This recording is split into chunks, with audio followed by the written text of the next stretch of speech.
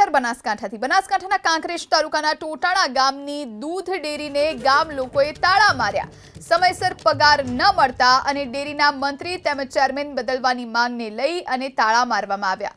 ટોટાણા ગામની મહિલાઓએ ડેરી આગળ હોબાળો મચાવ્યો. જ્યાં સુધી સમયસર પગાર નહીં મળે અને ડેરીના મંત્રી ચેરમેન નહીં બદલાય ત્યાં સુધી ડેરી બંધ રાખવાનો નિર્ણય લેવામાં આવ્યો છે. 3 દિવસથી ડેરીને તાળા મરાયા હોવાથી ગામના પશુપાલકોનું દૂધ બગડી રહ્યું છે.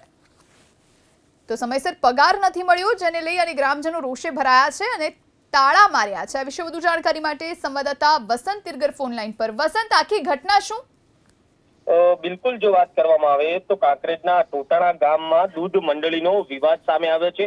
જો કે દૂધ મંડળીમાં વિવાદ થતા જે સ્થાનિક પશુપાલકો છે તેને તાળા માર્યા હોવાનું સામે આવ્યું છે. ઘટનાની વાત કરવામાં આવે તો સમયસર પગાર ન મળતા અને ડેરીના મંત્રી તેમજ ચેરમેનને બદલવાની માંગને લઈને જે પશુપાલકો છે તેમને તાળા માર્યા છે.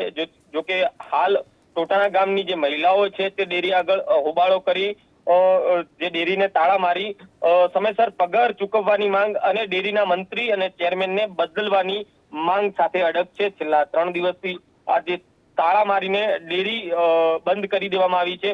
જો કે હાલ તો પશુપાલકનો જે દૂધ છે તેનો પણ બગાડ થઈ રહ્યો છે, પરંતુ હાલ કાંકરેજના ટોટાણા જે દૂધ મંડળી છે જેમાં તાળા મારી જે મહિલાઓ પશુપાલકો છે તેમને વિરોધ બતાવ્યો છે.